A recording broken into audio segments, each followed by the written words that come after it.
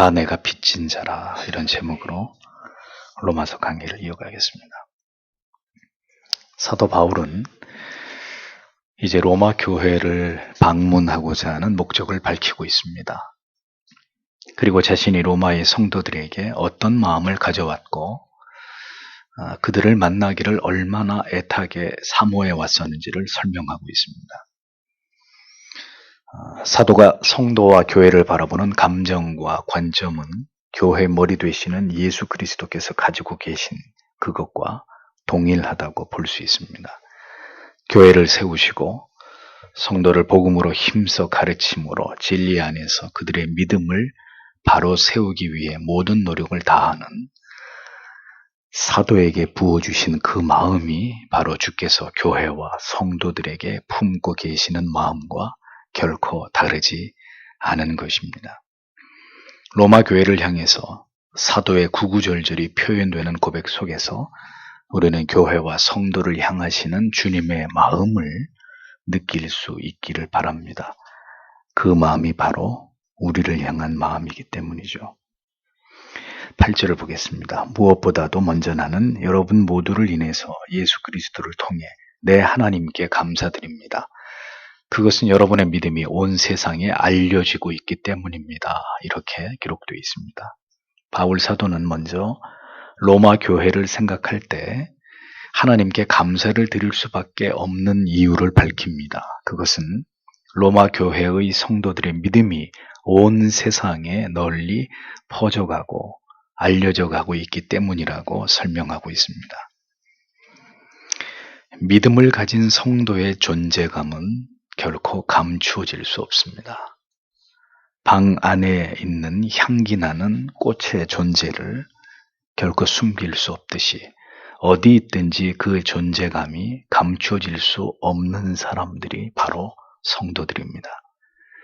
한 사람의 인생 속에서 일어난 그가 변화되어 예수 그리스도를 믿어 성도가 된 놀라운 생애적인 변화의 사건은 그의 주변의 모든 사람들에게 알려지고 드러날 수밖에 없는 일입니다.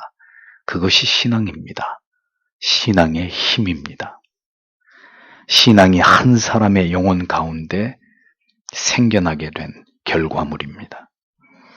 그 일은 삼위의 하나님께서 행하신 놀랍고 위대한 일이기에 하나님께 당연히 영광과 감사를 돌려드릴 수밖에 없는 일입니다. 한 영혼이 그 죄악으로부터 그 영원한 지옥의 형벌과 저주로부터 벗어나서 하나님의 자녀가 되는 것은 그야말로 기적과도 같은 일입니다. 하나님의 은혜와 사랑이 죄인들에게 미치지 않고는 절대로 일어날 수 없는 일입니다. 온 세상에 알려지기 위한 신앙입니다.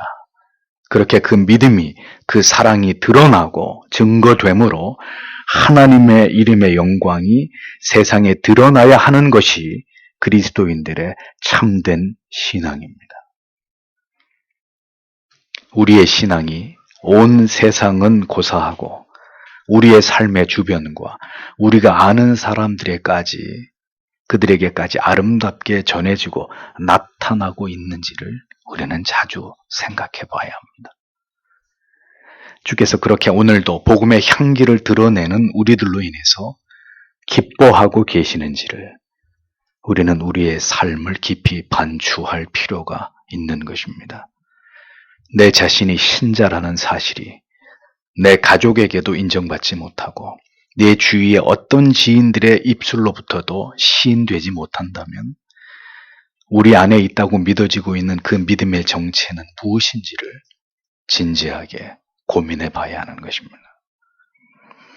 사도는 이렇게 로마의 교회가 세워지고 예수 그리스도의 복음을 믿는 성도들이 일어난 것에 관해서 예수 그리스도를 통해서 하나님께 감사를 드리고 있습니다. 이 모든 일들이 하나님의 독생 성자 예수 그리스도를 통해서 이루어졌으며 하나님의 은혜가 예수 그리스도를 통해서 우리에게 주어졌듯이 하나님을 향한 모든 감사도 마땅히 예수 그리스도를 통해서 하나님께 올려드리고 있는 것을 보게 됩니다. 이것은 모든 성도들이 하나님께 기도를 드릴 때 언제나 잊지 말아야 될, 그리고 본받아야 될 모습이죠. 우리의 모든 기도를 예수 그리스도의 이름 안에서 그 이름을 통해서 하나님께 드리는 이유가 바로 그 때문입니다. 주의 은혜가 아니고는 우리가 감히 어떻게 하나님 앞에 나아가서 무엇인가를 기도로 간구할 수 있겠습니까? 우리가 하나님께 기도함조차도 모두 예수 그리스도의 대속하신 은혜로 말미암은 것임을 우리는 하나님 앞에 기도할 때마다 무엇인가를 간구할 때마다 그것을 먼저 상기해야 되는 것입니다.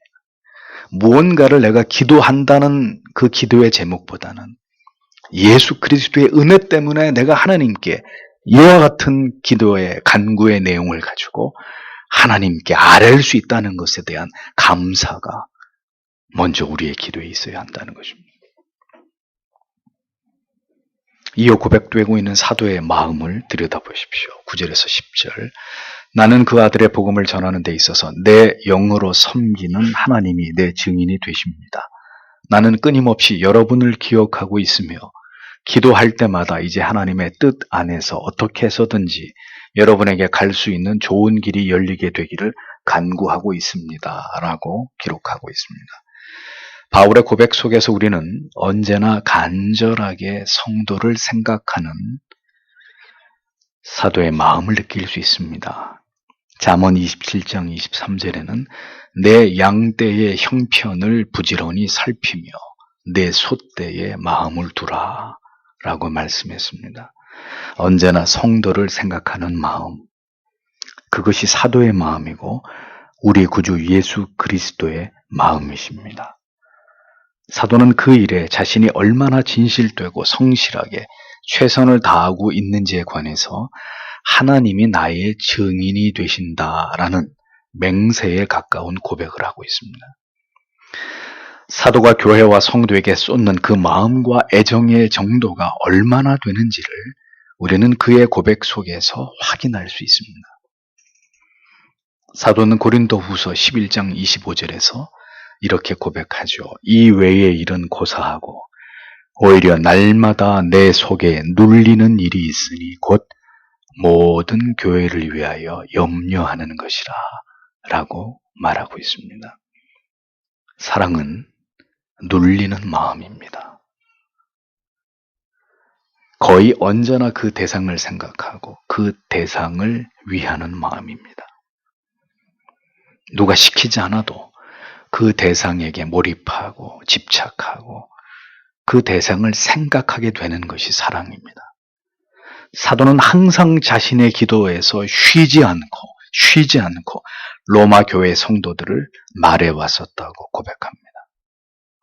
여러분, 우리에게 항상 쉬지 않고 기도하는 이름이 있습니까? 그 이름들 속에 주일마다 만나는 성도님들의 이름이 포함되어 있나요? 우리에게 그리스도의 마음이 있다면 교회를 향하고 지체들을 향한 그 눌림의 마음이 무엇인지를 알 수 있을 것입니다.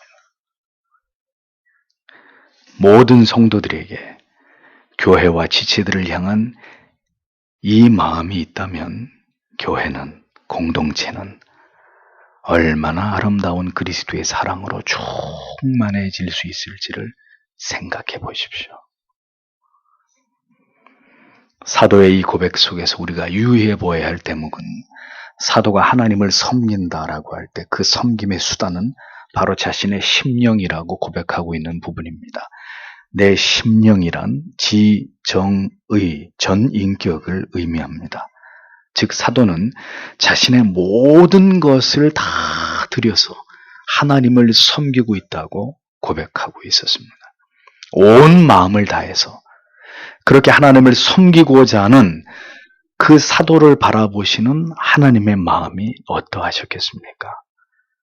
하나님께서 그 바울을 얼마나 기뻐하셨을지를 생각해 보십시오.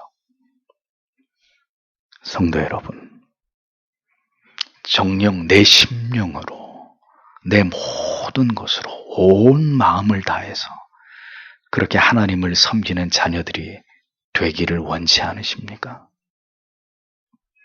우리도 사도처럼 내 심령으로 내 온 영혼과 생명을 다해서 하나님을 내가 섬기고 있다고 하는 이 고백을 하나님께 드릴 수 있는 그런 행복한 성도가 되기를 간절히 소망하셔야 할 것입니다. 그 고백을 하나님께 드릴 수 있는 자의 그 마음에 채워진 그 하나님을 향한 사랑이 오늘 우리에게도 가득 채워지기를 소원하고 기도하시기를 바랍니다. 하나님께서 얼마나 우리를 사랑하시는지를 깨닫고 경험한 사람만이 온 마음을, 전 인격을 다해서 하나님을 사랑하게 되는 것입니다. 성도 여러분, 마음만 먹는다고 되는 것이 아닙니다. 그 사랑을 경험하지 않고는 흉내조차 낼 수 없고 입 밖으로 당당하게 고백할 수 없는 그런 말들이 있습니다. 부디 사도가 경험한 그 하나님의 사랑을, 그 가슴 시린 예수 그리스도의 십자가를 우리도 모두 경험한 자가 되어서 그와 같은 고백을 하나님께 드릴 수 있는 신자 되기를 바랍니다. 그렇게 심령으로 섬기는 하나님께서 증인이 되어주시는 부분이 있다고 사도가 말합니다. 그것은 다름 아닌 로마의 성도들을 향해서 사도가 드리는 간절한, 쉬지 않는 기도에 대해서입니다. 사도는 로마 교회의 성도들을 위한 간절한 자신의 기도의 증인으로 하나님을 소환하고 있습니다. 하나님이 내 증인이시다, 이렇게 맹세하고 있습니다. 여러분이 누군가를 위해 기도하실 때 그 모든 것을 듣고 계시고 보고 계시는 이가 있습니다. 여러분의 모든 기도의 산 증인은 바로 하나님이십니다. 여러분 놀랍지 않습니까? 우리의 모든 기도의 증인이 되어주실 분이 하나님이시라고 성경은 말씀합니다. 여러분은 누군가에게 바울처럼 말할 수 있습니까? 당신을 위해서 기도한 나의 모든 그 눈물의 기도들의 산 증인이 바로 내가 심령으로 섬기는 하나님이십니다. 여러분, 그런 고백을 듣고도 감동하지 않을 사람이 있을까요? 누군가 너무 힘들어하고 지쳐할 때 그에게 해줄 수 있는 어떤 충고보다도 당신을 위한 내 기도에 대해서 하나님께서 증인이 되십니다. 힘을 내십시오. 주님께서 당신과 함께 하십니다. 이런 말보다 더 따뜻한 위로가 무엇이겠습니까? 자녀를 위해서, 부모님을 위해서, 형제와 지체들을 위해서, 때론 나를 너무나 힘들게 하고 고통스럽게 하는 사람까지, 그 모든 사람들의 영혼을 위해서 이처럼 하나님 앞에 고백할 수 있는지 우리 자신을 돌아볼 필요가 있습니다. 그들을 위한 나의 모든 간절한 기도의 증인이 바로 우리 주님이십니다. 우리 아버지 하나님께서 나의 모든 그 눈물의 기도의 증인이 되십니다. 얼마나 아름다운 고백입니까?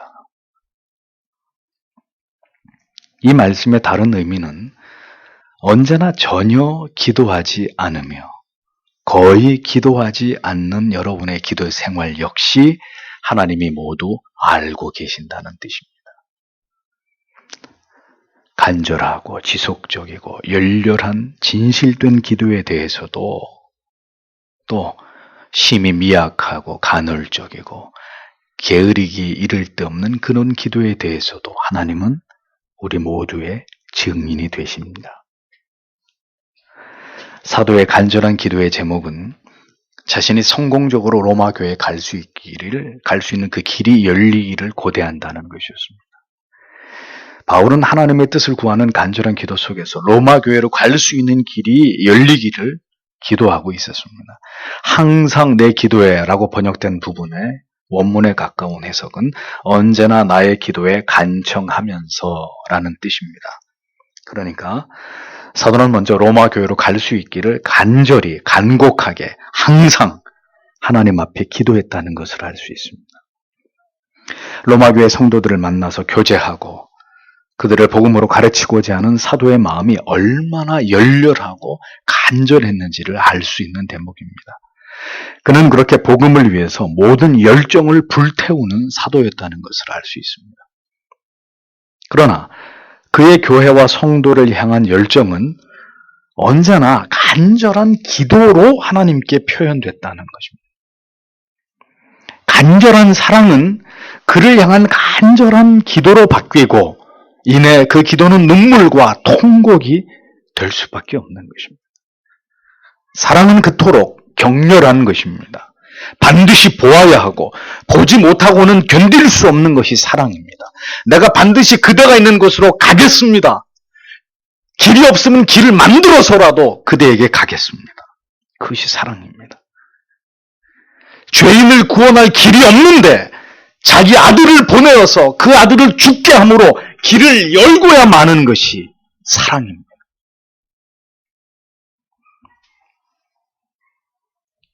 그렇게 바울이 로마의 성도들을 보고 싶어 하듯이 주께서는 매일매일 여러분들을 보고 싶어 하십니다.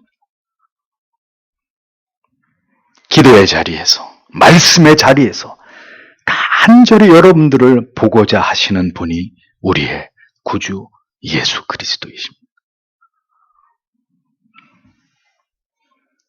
복음에 열정이 없는 사람, 주님의 교회에 대한 열렬한 사랑이 없는 사람은 논외로하고 주의 일에 대한 간절한 열정이 있어도 뭐가 없는 사람이 있을까요?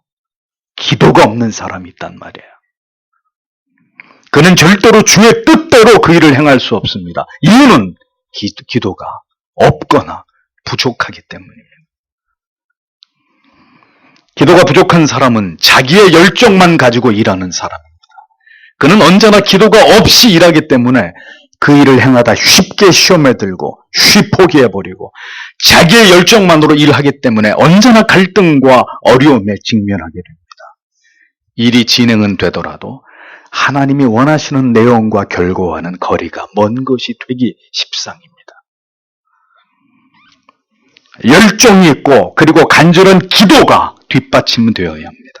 하나님의 뜻을 이루어 드리고자 하는 모든 일들은 내 의지, 내 열심만 가지고 되는 일이 결코 아닙니다. 하나님의 도우심을 구하는 그 뜻이 열리는 그것을 구하는 간절한 기도가 수반되어야 한다는 것입니다. 자녀를 양육하는 일에도, 사업을 하시는 일에도, 직장을 다니면서 주어진 일들을 감당하는데도 하나님의 뜻을 구하면서 도우심을 구하는 기도가 수반되어야 된다는 것입니다. 그 간절한 기도 속에서 결국 무엇을 깨달아야 합니까? 성경을 보십시오. 이제 하나님의 뜻 안에서라고 기록하고 있습니다. 간절한 기도는 언제나 내 방법, 내 고집, 내 뜻이 아니라 하나님의 뜻을 깨닫게 합니다. 하나님의 뜻을 알기 원하는 마음으로 우리를 이끌고 결국 하나님의 뜻을 적중하도록 만듭니다. 하나님께서 기뻐하시는 간절하고 열렬한 기도는 언제나 내가 원하는 것을 고집하는 것이 아니라 하나님께서 원하시는 하나님의 뜻을 추구하는 기도라는 것을 기억하십시오. 기도는 하나님의 팔 비틀기가 아닙니다. 이미 내가 모든 걸 정해놓고 그것을 이루어 달라는 식의 떼쓰기가 아닙니다. 사도는 간절히 하나님께 기도로 매달렸습니다. 로마 교회로 가고자 하는 마음을, 로마 교회 성도들을 만나고자 하는 그 간절한 마음을 기도에 담아 하나님 앞에 구했습니다. 그러나 그의 기도의 초점은 자기가 원하는 바가 아니라 무엇이었습니까? 하나님의 뜻이었습니다. 그 모든 일이 하나님의 뜻대로 되어지기를 원했습니다. 바울의 기도는 누구의 기도를 닮았습니까? 예수 그리스도의 기도를 닮았습니다. 십자가 상에서 그 견디기 힘든 고통을 감당하시면서도 주께서는 나의 원대로 마옵시고 아버지의 원대로 하옵소서라고 외마디 기도를 드리셨습니다. 기도는 언제나 간절하고 열렬하고 지속적으로 하나님께 진실되게 드리는 것입니다. 기도는 언제나 나의 뜻이 아닌 아버지의 뜻 안에서 모든 것이 이루어지기를 간구하는 것이어야 합니다. 그것이 모든 기도에서 가장 중요한 원리임을 주님께서 그리고 사도 바울은 우리에게 깊이 교훈해주고 계시는 것입니다. 하나님의 뜻이 허락하심이라면 행할 것이고 막으심이라면 포기해야 되는 것이 참된 신앙의 자세이고 도리라는 것입니다. 열정을 가지고 간절히 내가 소망한다고 해서 모두 이루어질 것이라고, 이루어져야 한다고 생각하지 마십시오. 사도는 로마로 지금 여행을 가기 위해서 기도한 것이 아니었습니다. 그 목적은 숭고했고 로마의 교회와 성도를 위한 사도로서의 당연한 기도였습니다. 그럼에도 불구하고 사도는 이 모든 것의 최종적인 승인은 하나님의 뜻에 의한 것이어야 함을 강조하고 있습니다. 내가 옳다고 믿는 당위를 앞세워서 하나님의 일을 하면서도 얼마나 우리의 고집과 주장과 성급함을 쫓는 우를 우리가 범하고 있는지를 깊이 생각해 보십시오. 하나님의 사람 사도 바울은 이렇게 주님의 몸이신 교회를 위하는 일 가운데서조차도 하나님의 뜻을 구했습니다. 그 뜻 안에서 수종들고 섬기고 충성하기를 그는 소원하고 있었습니다. 모든 것은 주의 뜻대로 되어야 합니다. 결코 나의 성급함이나 나의 주장이나 나의 계획이나 뜻대로 되어지는 것이 아닙니다. 하나님의 뜻 안에서 이루어질 때 그것이 가장 좋은 길이 되는 것입니다. 가장 합당한 올바른 성공적인 길이 되는 것입니다. 바울은 그렇게 자신의 모든 일들이 이루어지기를 바라고 있었습니다. 이것이 하나님의 사람의 일하는 방식이죠. 사도가 그토록 로마의 교회에 가고자 했던 이유를 이제 설명합니다. 11절에서 12절. 왜냐하면 내가 너희 보기를 간절히 바라기 때문이다. 너희가 강하게 되기 위하여 내가 너희에게 영적인 무슨 은사를 나누어 주기 위하여, 그리고 이것은 너희와 그리고 나의 믿음의 상호 간에 그것을 통하여 너희 안에서 함께 격려받도록 하는 것이다. 이렇게 기록되어 있습니다. 사도가 로마 교회의 성도들을 간절히 방문하기를 사모하는 이유가 나타납니다. 사도는 로마 교회의 성도들에게 자신이 사도로서 그들의 신앙을 더 견고하게 세우고 그들의 믿음을 강화시키기 위해서 자신이 가진 영적 은사를 함께 나누기를 원하고 있었습니다. 사도가 말하는 은사가 무엇일까요? 그가 사도로서 성도들에게 하나님의 말씀을 자세하게 강론하고 가르치고 깨닫게 하는 그 일을 의미하는 것입니다. 말씀을, 복음을 보다 자세하게 가르쳐 주므로 로마 교회 성도들을 더 굳세게 그들의 믿음을 바르게 세우고자 하는 사도의 마음을 보십시오. 교회와 성도들의 신앙을 언제나 하나님의 말씀을 통해 더 굳게 세우고자 함이 교회의 머리 되신 그리스도의 마음이시라는 것을 우리는 기억할 필요가 있습니다.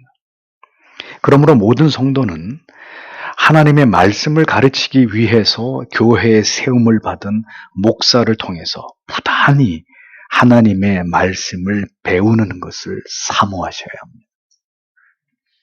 목회자는 성도들을 향해서 그가 가진 모든 목회적 은사를 발휘해서 성도들의 신앙을 자라게 하는 일에 모든 노력을 다해야 합니다. 그것이 교회가 존재하는 1차적인 목적입니다. 바울은 젊은 목회자 디모데에게 이렇게 권면했습니다. 디모데전서 4장 13절 14절. 내가 이를 때까지 읽는 것과 권하는 것과 가르치는 것에 창념하라. 네 속에 있는 은사 곧 장로의 회에서 안수받을 때에 예언으로 말미암아 받은 것을 조심 없이 말며 열심히 하라는 얘기죠. 네. 바울 사도는 디모데에게 열심히 성경을 읽고 가르치고 권면하면서 장로회에서, 지금으로 말하면 노회입니다. 장로회에서 받은 목사로서의 안수를 통해서 하나님의 말씀을 전하는 예언의 은사를, 하나님의 말씀을 설교하는, 성경을 풀어 가르치는 그 은사를 유감없이 발휘해서 목양에 전념할 것을 권면하고 있었습니다. 사도는 하나님의 말씀을 가르치며 성도들의 영혼을 굳게 세우는 일을 무엇보다도 중요하게 여기고 있었습니다. 로마 교회 성도들을 향해서도 사도의 이 같은 하나님의 말씀에 대한 열정은 불타오르고 있었던 것을 볼 수 있습니다. 로마서 서두에 말씀드린 것처럼 로마 교회는 사도가 세운 교회가 아니기 때문에 아직 로마 교회 성도들의 복음에 대한 이해나 여러 가지 신앙에 필요한 중요한 원리들을 그들은 알지 못하고 있었단 말이에요. 그러니까 사도는 속히 가서 더 그들을 복음 위에 그들의 믿음을 견고하게 세우고 그들이 성도로 살아감에 있어서 필요한 모든 제반식들을 가르치려고 하는 그 일에 모든 열정을 쏟고 있었다는 거죠. 그들에게 더 상세하게 하나님의 말씀을 가르쳐 줌으로 인해서 그들이 큰 은혜를 받고 신앙이 굳게 뿌리 내리기를 간절히 사도가 소망하고 있었던 것을 보게 됩니다. 신앙이 성장하며 굳건해지는 것은 성도 여러분, 다른 이유로 말미암는 것이 아닙니다. 오직 하나님의 말씀을 배우고 익히는 것을 통해서만 우리의 믿음은 굳건하게 세워지고 성장해 나갈 수 있는 것입니다. 말씀을 통해서, 말씀 안에서 성령은 오늘도 역사하십니다. 성도의 믿음을 굳게 하시고 건강하게 자라도록 역사하십니다. 이 일을 위해서 교회는 반드시 열정을 다해서 성경을 가르치는 자들과 그리고 열렬하게 성경을 배우는 자들이 있어야 합니다. 열심히 잘 가르치려는 자와 성실하게 그것을 잘 배우려는 성실한 성도들이 있는 교회가 참된 교회입니다. 그리스도를 기쁘시게 하는 교회라고 말할 수 있는 것입니다. 사람들은 맛있는 요리를, 맛있는 음식을 먹으려고도 한두 시간을 기꺼이 차를 타고 가기도 하지 않습니까? 생명의 빵을 먹기 위해서는 그 이상의 노력도 이 시대에는 필요한 것이 아닐까요? 사도는 이렇게 로마 교회 성도들의 신앙을 굳게 하는 일을 위해서 자기의 은사를 발휘함과 더불어 이러한 배우고 가르치는 일을 통해서 서로가 피차의 은혜를 나누면서 함께 자라가게 되는 효과를 얻을 수 있다고 밝히고 있습니다. 사도와 성도들이 하나님의 말씀을 두고 가르치고 배우는 그 일을 통해서 어느 한쪽만 유익을 얻는 것이 아니라 서로가 하나님을 향한 신앙으로 인해서 도전을 받고 함께 위로와 은혜를 누리는 것을 자신은 간절히 바라고 있다고 표현하고 있습니다. 목회자와 성도의 교제는 음식점에 가서 맛있는 요리를 먹는 게 아닙니다. 어디 좋은 데를 놀러 다니는 것, 그게 전부가 아닙니다. 하나님의 말씀을 두고 함께 이 말씀을 통해 교제할 때 그 가운데 일어나는 성령의 역사하심을 통해서 영적인 교제를 누리는 것입니다. 그것이 저와 여러분 모두에게 피차의 큰 유익이 되는 것이죠. 아름다운 교회, 은혜가 항상 넘치는 교회는 그래서 목사와 성도 사이에 혹은 성도님들 사이에 다른 세상의 주제거리들이 그 사이에 비집고 들어오지 못합니다. 언제나 하나님의 말씀을 두고 귀한 교제가 이루어질 뿐입니다. 오늘도 주께서는 이렇게 하나님의 교회가 말씀 안에서 충만한 교제를 누리면서 그로 인해서 목사와 성도 모두가 풍성한 은혜를 공급받기를 기뻐하십니다. 목회자에게 힘이 되는 것은 하나님의 말씀을 들으시는 여러분들의 그 영혼의 고백을 통해서 제가 피드백을 받을 때입니다. 그 말씀이 어떻게 은혜가 되었고 그로 인해서 삶에 어떤 결심과 변화를 일으키게 되었는지를 듣는 것은 목회자의 큰 기쁨이고 보람이고 큰 힘을 얻게 되는 계기가 됩니다. 우리 교회 설교가 유튜브에 올라가고 있는데 다른 나라에서, 제주도에서 또 어떤 지방에 계시는 분들에 의해서 댓글이 달려집니다. 때때로 제가 그것에 큰 관심을 갖지 않지만 들어가서 보면 참 고맙고 감사하고 목회자에게 위로가 될 때가 있습니다. 여러분은 제가 어려워서 그런 말씀을 전혀 안 하시는 걸로 이해를 합니다. 제가. 때때로 도대체 여러분들이 무슨 생각을 가지고 계시는지 궁금할 때가 있어요. 이사야 5장의 설교가 끝났고 기독교 강요를 설교하고 있고 지금까지 쭉 성경을 강해해 오고 왔지만 이게 달다는 건지 쓰다는 건지 뭐 맵다는 건지 싱겁다는 건지 그냥 주문 주는 대로 그렇게 그냥 오케이입니다 하고 그렇게 말씀을 받고 계시는 건지 모르겠습니다만 사도는 이렇게 로마 교회 성도들과 말씀을 사이에 두고 피차에 함께 위로와 유익을 얻기를 소망하고 있었습니다. 그렇게 서로가 함께 위로와 용기를 줄 수 있는 함께 그리스도 안에서 말씀으로 세워가는 목양관계. 여러분, 우리의 관계도 그와 같이 계속 되어지기를 기도하고 소망하기를 원합니다. 이것이 주님을 기쁘시게 하는 아름다운 교회의 모습이라는 것이죠. 13절을 보십시오. 형제 여러분, 나는 여러분이 이 사실을 모르기를 원치 않습니다. 곧 내가 다른 이방인들에게서와 마찬가지로 여러분에게서도 어떤 열매를 맺게 하려고 여러분에게 가려고 여러 번 계획했었지만 지금까지 길이 막혔습니다. 이렇게 기록되어 있습니다. 사도는 거듭 로마 교회 성도를 향한 그의 간절한 애정을 표현하고 있었습니다. 그리고 그 사실을 로마 교회 성도들에게 숨김없이 드러내고 알리고 있었습니다. 내 마음을 그대들이 모르는 것을 원치 않습니다. 사도는 다른 이방인들의 교회와 마찬가지로 로마인들의 교회에도 찾아와서 복음의 아름다운 열매를 맺기를 간절히 앙모한다고 말합니다.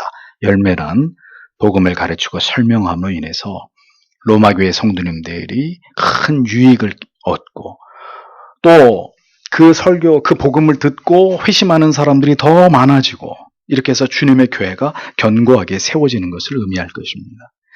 그것이 교회와 성도를 사랑하는 사도의 마음이고 예수 그리스도의 마음이시라는 거죠. 어떻게든 성도들에게 복음을 올바로 전함으로 그들의 신앙을 굳게 세우고 아름다운 신앙의 열매를 맺게 하는 일, 그것이 사도의 사명이고 그리스도께서 가장 기뻐하시는 일이라는 것을 우리는 기억할 필요가 있습니다. 그렇게 말씀으로 교회와 성도들의 신앙을 세우기를 원하시는 분이 예수 그리스도이십니다. 그러하기에 수많은 사도와 복음 전파자들이 목숨을 버리면서까지 이 복음을 전했고 그 복음은 결국 온 세계로 퍼져나가서 결국 대한민국에 오늘을 살아가는 우리에게까지 이 복음이 전해지게 된 것입니다. 그렇게 복음을 위해서 헌신된 자들을 세워서 하나님께서는 이 땅의 교회와 성도들을 세워 나아가시는 것입니다. 지금도 하나님의 모든 관심은 이 땅에 그렇게 진리 위에 아름다운 교회들이 세워지는 것입니다. 가르치고 배우는 일에 헌신된 하나님의 사람들, 성도들이 이 땅 가운데 계속해서 일어나는 것을 하나님은 기대하고 계시는 것이죠. 그렇게 진리로 복음으로 무장된 성도와 목사를 통해서 계속해서 위대한 교회 운동을 마지막 시대 속에서도 펼쳐가기를 원하시는 것이 교회의 머리 되신 예수 그리스도의 뜻이라는 것입니다. 그 모든 일들은 언제나 사람의 뜻과 생각대로 되어지는 것이 아니라 하나님의 절대적인 주권과 섭리에 의해서 이루어지는 것임을 우리는 기억해야 합니다. 사도는 고백하기를 그렇게 여러 번 로마의 교회로 오기를 원했었다는 것을 성도들에게 말합니다. 다시 말하면 그렇게 오고자 했는데 그때마다 올 수 없는 상황이 생겼고 이제서야 오게 되었다는 그런 뜻이죠. 그렇다면 누가 왜 그 길을 막은 것일까요?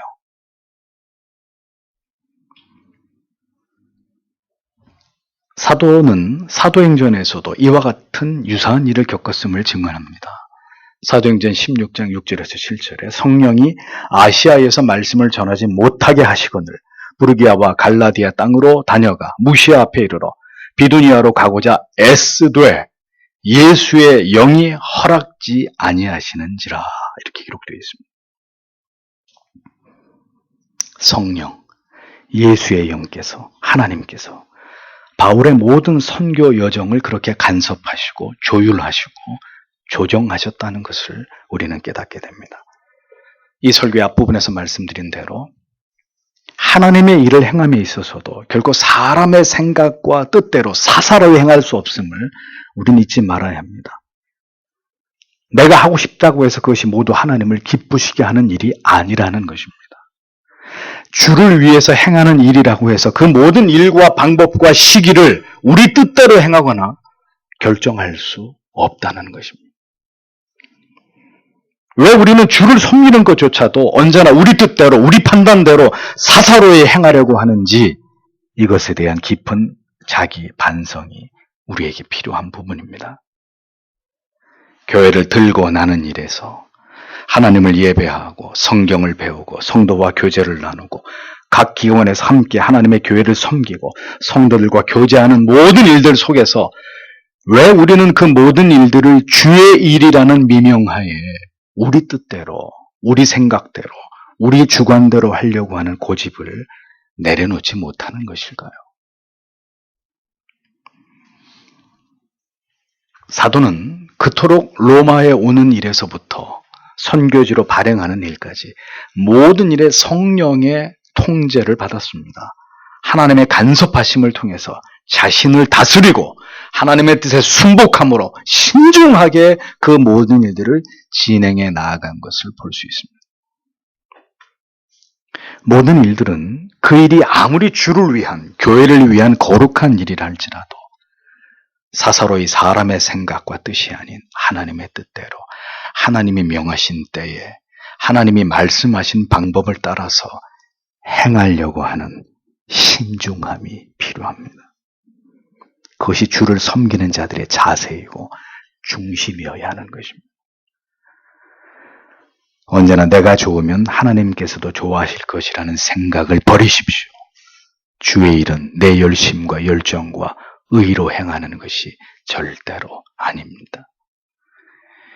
사도는 이제 어떤 마음으로 로마 교회를 섬기고자 하는지 자기의 마음에 대해서, 그 동기에 대해서 털어놓습니다. 14절에서 15절. 나는 헬라인들에게나 미개한 사람들에게, 그리고 지혜로운 자들에게나 어리석은 자들에게 다 빚지고 있습니다.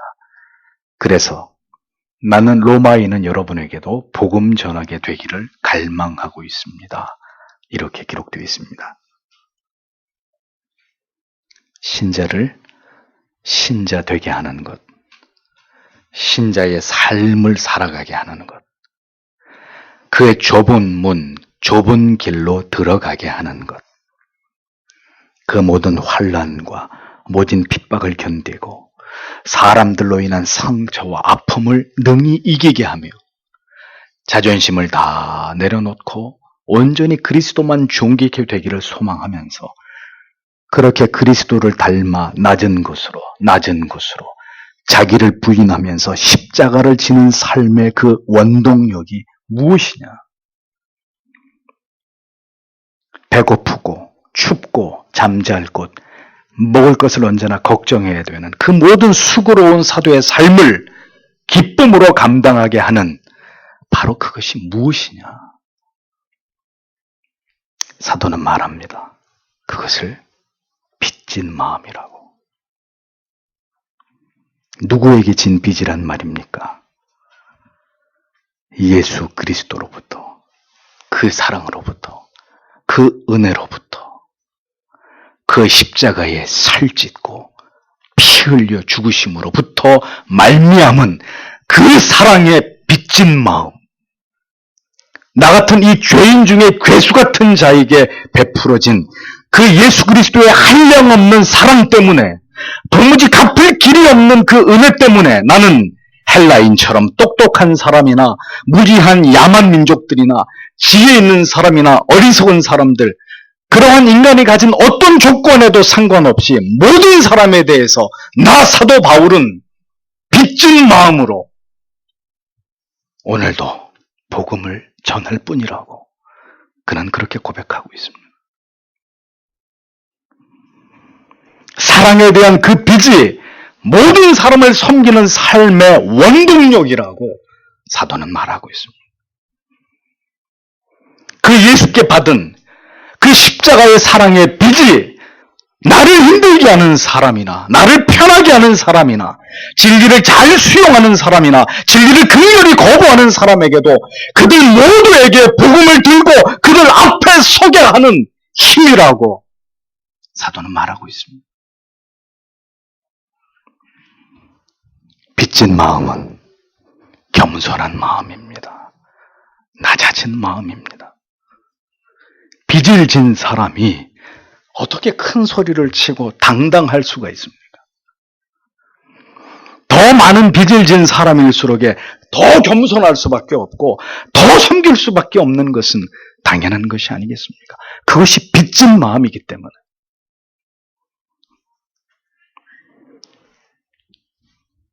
왜 우리는 사람을 거르게 됩니까?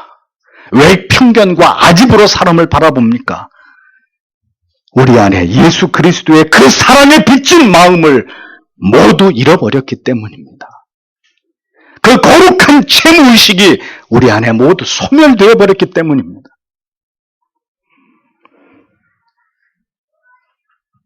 그것이 아니라면 나 같은 죄인을 용서해 주신 그 조건도 없고 그 값없는 사랑에 대해서 아직도 우리 영혼이 그것을 깊이 체감한 적이 없기 때문입니다.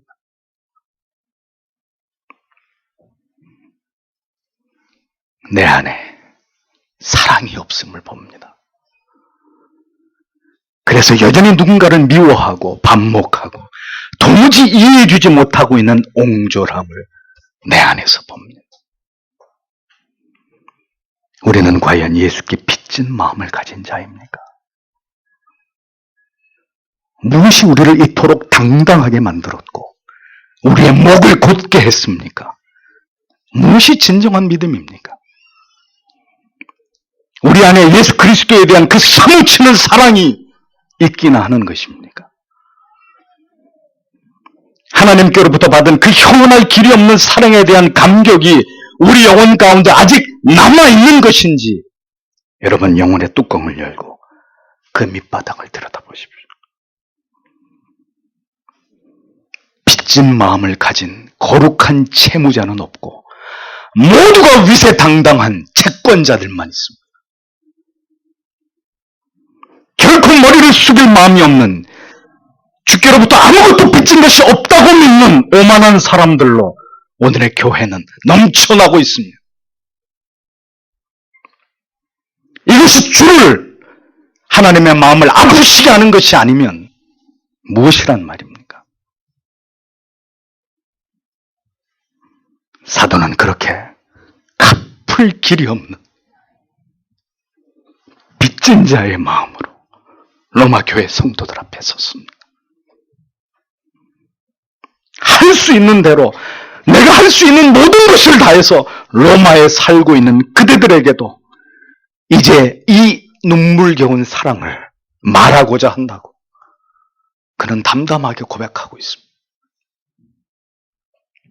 이제 그분을 소개하겠노라고 그 눈물겨운 그분의 사랑에 대한 이야기들을 그대들에게 내가 쏟아놓겠노라고. 복음은 예수 그리스도의 그 흥건한 피에 적시워진 뜨거운 심장에서 또 다른 심장으로 전해지는 것입니다. 복음 전파는 가벼운 초대가 아닙니다. 잊을 길이 없는 그 사랑을, 그 은혜를 경험한 자들이 그 뜨거운 사랑의 심장으로 죄인들의 영혼을 어루만지고 이 생명을 부디 수혈받으라고 간곡하게 명하는 호소입니다. 이 피를 받지 않으면 영원한 지옥의 형벌에 처할 수밖에 없음을 눈물로 전하면서 부디 이 사랑을 거절하지 말라고 호소하고 외치는 절규입니다. 사도는 그렇게 빚진 자의 가슴으로 이 뜨거운 복음을 들고 그대들에게 달려가고 있노라고 편지를 쓰고 있었습니다. 성도 여러분, 그 뜨거운 가슴으로 오늘도 우리가 달려가야 될 사람은 누굽니까? 우리가 가야 할 곳은 어디입니까?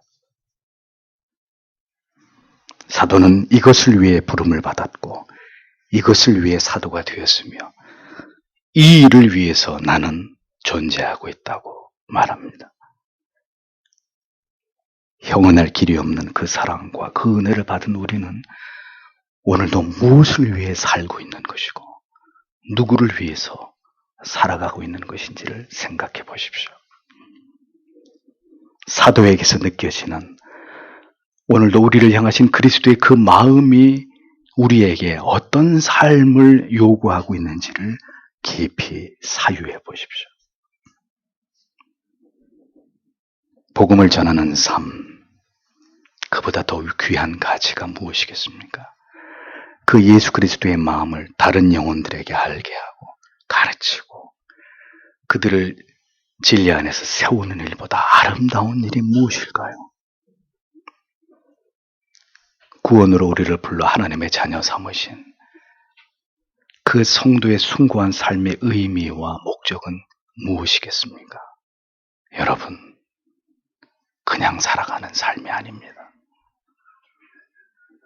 언제나 이 자유와 평화가 끝이 날지 알 수 없지만 살아있는 동안 부디 온 마음 다해서 주 예수 그리스도께로부터 빚진 마음을 가지고 그렇게 성도의 삶을 살아가는 그리스도인들이 되시도록 오늘도 주 앞에 기도하셔야 합니다. 하나님의 그 풍성하신 은혜가 우리가 살아가야 될 삶으로 우리를 밀어 올리고 그렇게 우리를 그 자리에 세워주시기를 오늘도 내 자신과 우리의 자녀들과 지체들을 위해서 기도하면서 우리는 그렇게 이 믿음의 길을 걸어가는 하나님의 사람들이 되어야 하는 것입니다. 기도하겠습니다.